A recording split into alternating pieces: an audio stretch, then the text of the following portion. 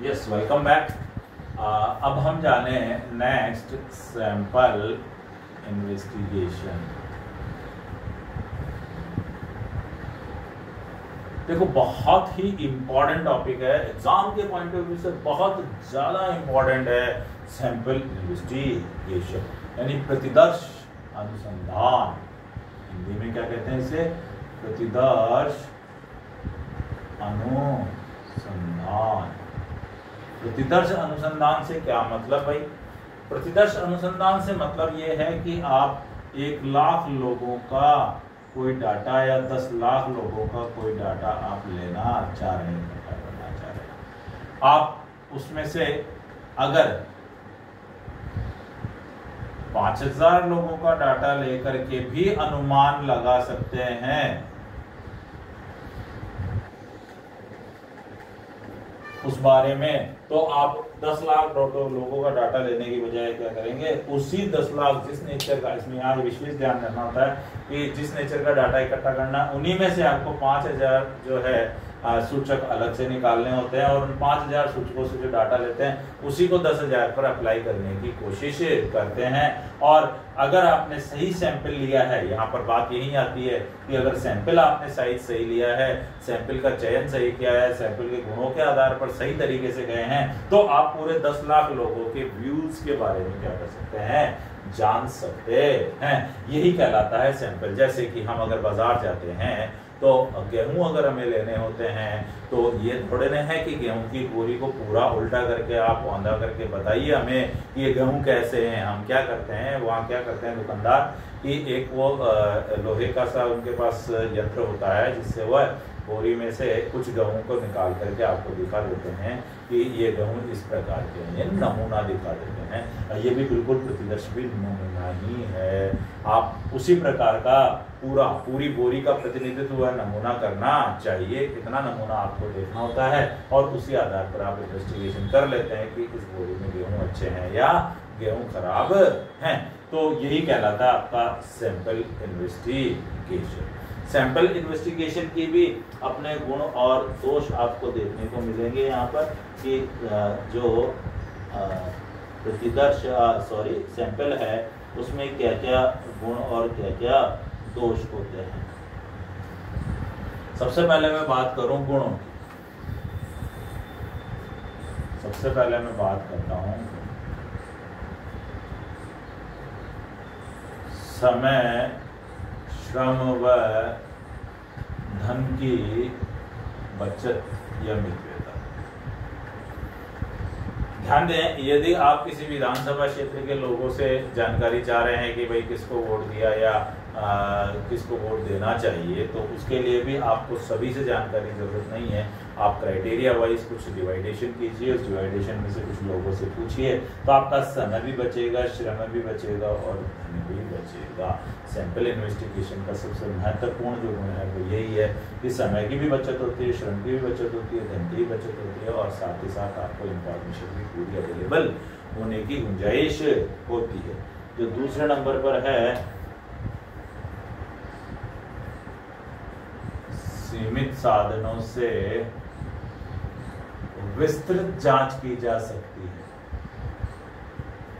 भाई आपने सैंपल उठाया तो साधन तो क्या हो गए आपके पास? सीमित ही हो गए, और जांच जो है वो विस्तृत आप कर सकते हो। यानी जैसे मैंने कहा 5000 लोगों से आप 10 लाख लोगों के लिए अनुमान लगा सकते हो, तो संसाधन सीमित और सीमित साधन आपके पास हैं, और उन सीमित साधन से आप पूरे 10 लाख लोगों के बारे में जानना चाहते हैं, तो वह किससे संभव है?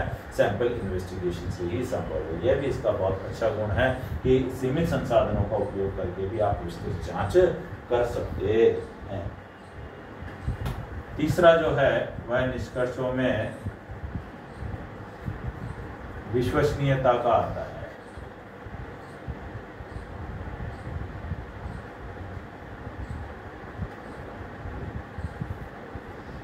विश्वसनीयता, देखो विश्वसनीयता से क्या मतलब है? विश्वसनीयता से मतलब है कि जो आपने रिजल्ट निकाले हैं वह विश्वसनीय होंगे। तो आप ध्यान दें, सैंपल इन्वेस्टिगेशन की यदि आपने सारे गुणों को और सारे तरीकों को ढंग से तैयार किया है, ढंग से आपने सैंपल साइज लिया है, उचित सैंपल साइज लिया है, उचित सैंपल साइज के बाद सैंपल उसी ग्रुप में से लिया है जिस ग्रुप में आप इन्वेस्टिगेशन करना चाह रहे हैं, अगर ये सब सावधानियां बरती है तो आपके निष्कर्ष भी काफी विश्वसनीय होते हैं। ऐसा नहीं कहा जा सकता कि आपके निष्कर्ष जो है वो विश्वसनीय नहीं है, काफी विश्वसनीय होते हैं। यह डिपेंड करता है इन्वेस्टिगेटर की क्वालिटी पर कि उसने इन्वेस्टिगेशन के लिए जो सैंपल चूज किया है वह किस प्रकार से किया है और उसमें क्या क्या सावधानियां बरती है। तो निष्कर्षों में क्या हो सकती है, विश्वसनीयता हो सकती है। कुछ परिस्थितियों में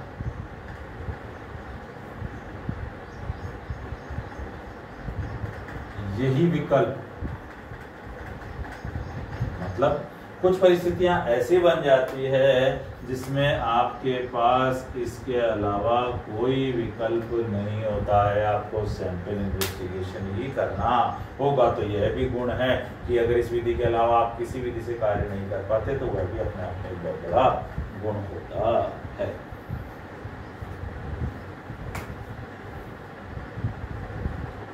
अधिक वैज्ञानिक विधि,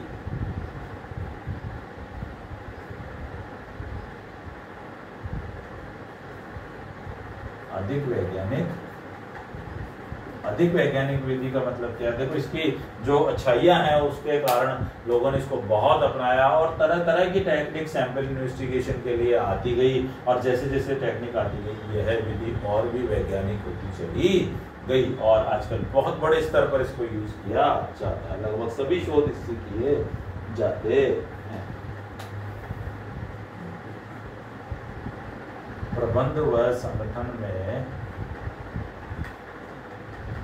सुविधा, देखिए ये क्या है, इस तरह की इन्वेस्टिगेशन करने का अगर आप प्रबंध कर रहे हैं या किसी प्रकार का संगठन तैयार कर रहे हैं तो वह भी आपको बहुत सुविधापूर्वक, आप सेंसस के बजाय क्या कर सकते हैं, सैंपल इन्वेस्टिगेशन में ज़्यादा अच्छा मैनेजमेंट कर सकते हैं और जो संगठन है वो भी सुविधापूर्वक आप क्या कर सकते हैं, तैयार कर सकते हैं। अब इसके बाद आते हैं इसके दोष। गुण है तो अवगुण भी होंगे, ये तो निश्चित है। और सबसे पहला है भ्रामक निष्कर्ष।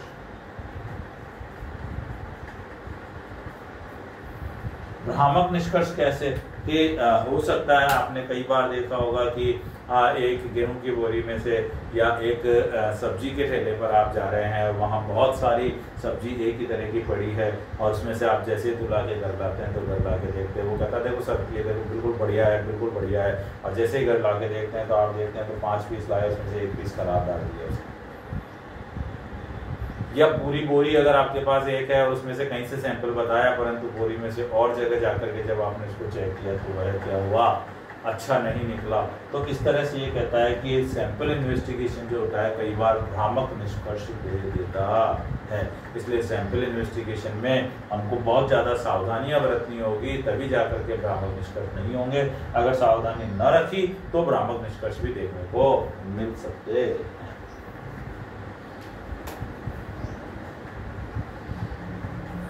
अधिक शुद्धता का अभाव,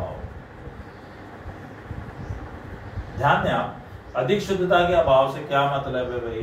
तो आप देखें, जब आप सेंसस इन्वेस्टिगेशन कर रहे थे तो उसमें शुद्धता बहुत ज्यादा थी और यहाँ आपको उतनी अधिक शुद्धता नहीं मिलेगी, अभाव मिलेगा, अत्यधिक शुद्धता का अभाव मिलेगा। तो क्या आपने एक क्राइटेरिया को ही चूज किया, उसमें से सभी का जो है कैलकुलेशन नहीं किया, सभी का इन्वेस्टिगेशन नहीं किया, तो शुद्धता में तो कमी आना बिल्कुल ही जो है वाजिब बात है। तीसरा है विशिष्ट ज्ञान की आवश्यकता।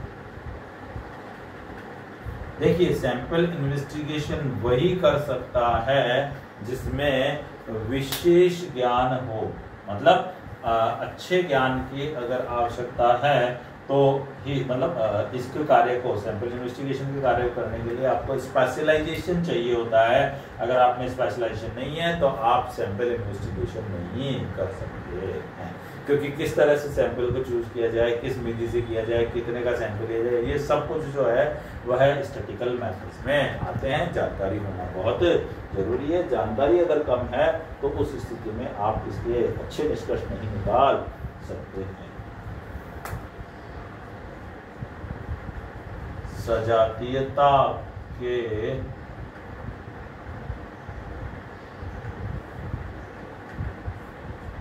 स्थिति में अनुपयुक्त, उपयुक्तता देख लें आप,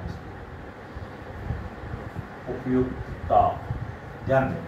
अगर आपने जो सेंसस लिया है उस सेंसस में सजातीयता नहीं है तो आप सैंपल नहीं उठा सकते। विभिन्न प्रकार की वैरायटियां हैं तो विभिन्न प्रकार में आप सैंपल कैसे उठाएंगे। किसी की क्वालिटी जो है लिटरेट है, किसी की इलिटरेट है, और आप चाह रहे हैं शहर में से लें या गांव में से लें, यानी विभिन्न प्रकार के बिखरे हुए अगर डाटा आपको कलेक्ट करना है तो बिखरे हुए डाटा कलेक्ट कभी भी सैंपलिंग से नहीं होते। उसके लिए सेंसस भी करना होता है और वही उसके लिए क्या होता है, बहुत ज़्यादा उचित होता है। प्रतिस्थापन की समस्या, देखिए प्रतिस्थापन की समस्या से क्या मतलब है।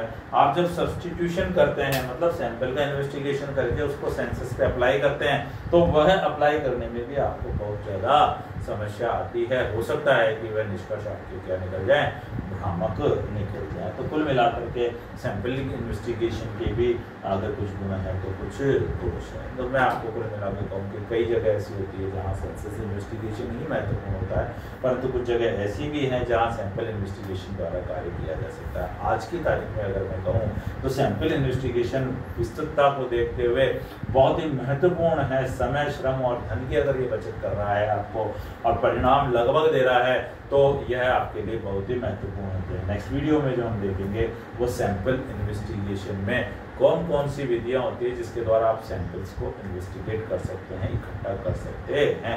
बहुत इंपॉर्टेंट टॉपिक है, यहाँ से क्वेश्चन बनने का पूरा चांस है एग्जाम में। Thank you very much.